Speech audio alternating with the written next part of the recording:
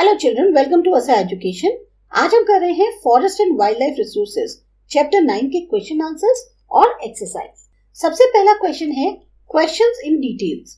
आपको बताना है detail note on types of forest. अब कितने तरह के फॉरेस्ट होते हैं उसके बारे में बताना है। तो मेनली 3 टाइप के फॉरेस्ट होते हैं, एडमिनिस्ट्रेशन के आधार पर, ओनरशिप के और मैनेजमेंट के आधार पर। एडमिनिस्ट्रेशन के अकॉर्डिंग रिजर्व फॉरेस्ट होते हैं। रिजर्व फॉरेस्ट वो होते हैं जो डायरेक्टली गवर्नमेंट के कंट्रोल में होते हैं। आपको यहाँ पर लुम्बरिंग यानी जो लकड़ी का काटने वगैरह का काम है, लकड़ी इकट्ठा करने का या फिर जानवर चराने के लिए पूरी तरह मनाही होती है। प्रोटेक्टेड फॉरेस्ट वो होते हैं जिनकी देखभाल एडमिनिस्ट्रेशन यानी प्रशासन करता है। जो लोकल लोग होते हैं उन्हें इतनी परमिशन दी जाती है कि वो यहाँ से लकड़ी इकट्ठी कर सकते हैं, जानवर चरा सकते हैं, लेकिन उनके उससे जो पेड़ लगे हुए वहां पर उनको नुकसान ना हो। अनक्लासिफाइड फॉरेस्ट वो होते हैं जिनका अभी तक क्लासिफिकेशन नहीं हो पाया है, कोई रिस्ट्रिक्शन नहीं है अगर कोई पेड़ गिरता है या फिर जानवर वहां पर चरने आते हैं। स्टेट फॉरेस्ट वो होते हैं जिनको कंट्रोल करती है सेंट्रल या स्टेट गवर्नमेंट, और मैक्सिमम जितने भी जंगल हैं वो कंट्री के अंदर स्टेट फॉरेस्ट ही है। कम्युनल कम्युनिटी फॉरेस्ट जो होते हैं ये वो फॉरेस्ट है जिनको कि लोकल सेल्फ गवर्निंग इंस्टीट्यूशंस जैसे ग्राम पंचायत है, म्युनिसिपैलिटीज हैं, कॉर्पोरेशन है या डिस्ट्रिक्ट पंचायत है, ये कंट्रोल करते हैं। प्राइवेट फॉरेस्ट इंडिविजुअल्स के होते हैं। ये ज्यादातर आपको उड़ीसा, मेघालय, पंजाब या हिमाचल प्रदेश में मिलेंगे। कुछ फॉरेस्ट ऐसे हैं जो बहुत ही हैपहैजर्ड कंडीशन में है और मतलब मेंटेन नहीं है, और कुछ ऐसे हैं जो बिल्कुल ही बैरन है यानी बंजर है, जहां पर कोई भी वेजिटेशन नहीं है। अब आपको बताना है next question, remedies forest conservation की क्या है। तो रेमेडीज जो फॉरेस्ट कंजर्वेशन की है, एक तो सबसे पहले ऑप्शन ढूंढे कि वुड की जगह हम क्या यूज कर सकते हैं। जो पेड़ काटे जाते हैं जो अभी तक पूरी तरह से ग्रो नहीं कर पाए हैं उनके ऊपर बैन लगा होना चाहिए। इको टूरिज्म के नाम पर फॉरेस्ट कवर को डैमेज नहीं करना चाहिए और पूरी तरह से स्ट्रिक्ट कंट्रोल करना चाहिए। पब्लिक अवेयरनेस प्रोग्राम्स को पूरी तरह से ऑर्गेनाइज करना चाहिए ज्यादा से ज्यादा, ताकि लोगों में जागरूकता आए। जो जंगल हैं उनकी महत्वता और उनको संरक्षण की जो स्ट्रैटेजीज हैं उनको इंक्लूड करना चाहिए स्कूल्स और कॉलेजेस के सिलेबस में। सोशल फॉरेस्ट्री, एग्रो फॉरेस्ट्री, इसको डेवलप करना चाहिए ताकि जो फॉडर है यानी चारा और फायरवुड, ईंधन के लिए जो लकड़ी है उसकी जरूरत को पूरा किया जा सके। फायरवुड की जगह ऑप्शंस जैसे सोलर एनर्जी है, नेचुरल गैस है, इन सबको लागू करना चाहिए। जो फॉरेस्ट रिसोर्सेज हैं उनका कम से कम इस्तेमाल होना चाहिए। फॉरेस्ट फायर बहुत ज्यादा हैवी डैमेज कर देती है जंगलों में, इस वजह से उस फायर को रोकने का या जल्दी उसको जो है बुझाने का कदम उठाने चाहिए। जो लोग जंगलों में जाते हैं पिकनिक बनाने, एंजॉय करने, उनको वहां पर जो है गंदगी नहीं फैलानी चाहिए, उसे साफ करना चाहिए ताकि जंगल पॉल्यूटेड ना हो। एरिया एक तरह से डिमार्केशन होना चाहिए उसका कि, और ये होना चाहिए कि इतने ही एरिया में जो है सिर्फ जंगल में जानवर चढ़ सकते हैं। अब आपको बताना है नेक्स्ट अलग अलग प्रोजेक्ट्स कौन से हैं वाइल्ड लाइफ प्रोटेक्शन के। ये डिटेल्ड आंसर्स हैं इसलिए इसमें थोड़े से आंसर्स लॉन्ग है। आपको लगता है आंसर ज्यादा लॉन्ग है तो आप 1-2 पॉइंट्स अपने अकॉर्डिंग कट शॉर्ट कर सकते हैं। सबसे पहला है टाइगर प्रोजेक्ट। टाइगर प्रोजेक्ट है टाइगर्स को बचाने के लिए। इसकी शुरुआत हुई थी 1971 में। कदम उठाए गए कि जो उनकी नेचुरल हैबिटेट है उसको प्रोटेक्ट किया जाए, इकोलॉजिकल बैलेंस को मेंटेन किया जाए नेशनल लेवल पे। इसको अभी तक 44 रीजन्स में लागू किया गया है। एलिफेंट प्रोजेक्ट, इसकी शुरुआत हुई थी 1992 में।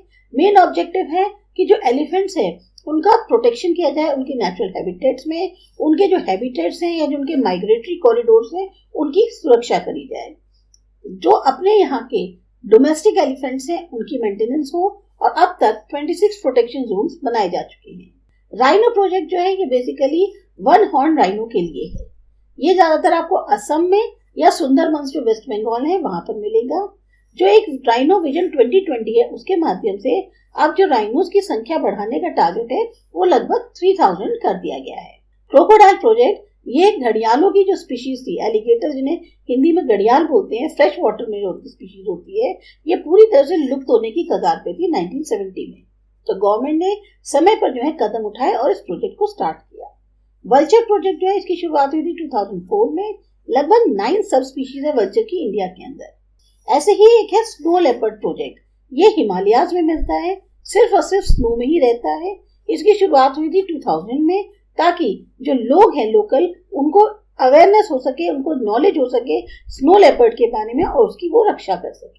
और भी बहुत सारे प्रोजेक्ट्स चल रहे हैं, जैसे कश्मीरी हंगूर project, red panda project, Manipur तमिल प्रोजेक्ट। ये स्पेशल स्पीशीज जो डियर की है मणिपुर में पाई जाती है उसके लिए है। गंगा डॉल्फिन प्रोजेक्ट गंगा और ब्रह्मपुत्र रिवर्स पे है। अब इसमें नेक्स्ट सेकंड सेक्शन है आंसर इन ब्रीफ।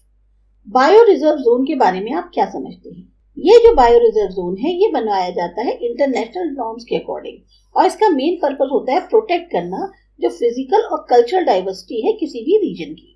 वेजिटेशन के अलावा इंसेक्ट्स हो गए, उस एरिया की जमीन हो गई, लोगों का रहन सहन हो गया, ये सब का भी प्रोटेक्शन किया जाता है। खास अरेंजमेंट्स किए जाते हैं ताकि रिसर्च करी जा सके, ट्रेनिंग करी जा सके बायो रिजर्व्स के ऊपर। सारे एक्सटर्नल ह्यूमन मूवमेंट्स जो हैं वो पूरी तरह से रिस्ट्रिक्टेड होते हैं। इसका एवरेज एरिया जो है 5000 स्क्वायर किलोमीटर से भी बड़ा होता है। इसके एग्जाम्पल्स हैं Nilgiri, gulf of Mannar, great Nicobar, Sundarban, Pachmarhi. Run of Kutch जो गुजरात में है वो बायो रिजर्व के तौर पे घोषित किया गया था 2008 में, ताकि वहां के जो स्पेशल एनवायरमेंट कंडीशंस हैं उनको प्रोटेक्ट किया जा सके। हमें टाइगर्स गुजरात में कहाँ मिलेंगे? टाइगर्स जो है मेनली गुजरात में पाए जाते हैं, जो फॉरेस्ट है इदार, अंबाजी और दांता के वहां पर। रीजंस बताने हैं फॉरेस्ट डिस्ट्रक्शन के।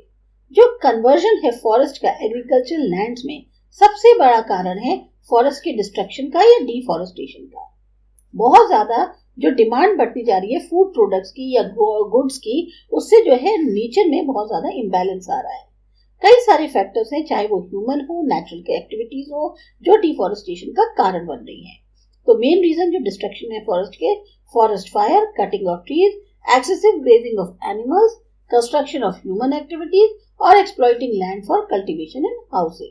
जो वाइल्ड लाइफ है हमारी वो एक्सटिंक्शन की कगार पे है, उसके बारे में बताना है।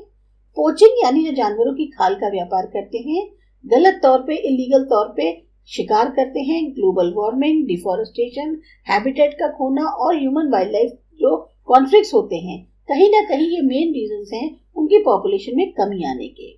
बहुत तेजी से जो एक एनवायरनमेंट का स्तर डाउन हो रहा है ह्यूमन इंटरफेरेंस के साथ, कहीं ना कहीं वो भी रिस्पॉन्सिबल है वाइल्ड लाइफ के डिसअपियरेंस के लिए जो बायोस्फीयर में है। हैबिटेट लॉस क्यों हो रहा है? डिफॉरेस्टेशन बढ़ता जा रहा है। डिफॉरेस्टेशन क्यों हो रहा है?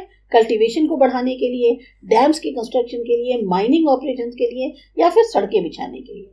जब ये जो नेचुरल हैबिटेट है एनिमल्स का ये खत्म हो जाएगा तो उससे क्या होगा? उनकी जो प्राइमरी फूड सप्लाई है वो जो है उसमें कमी आने लगेगी, उनके जो ब्रीडिंग और नेस्टिंग ग्राउंड्स हैं उनमें कमी आने लगेगी, तो उनकी जो संख्या है वो बहुत तेजी से कम हो जाएगी।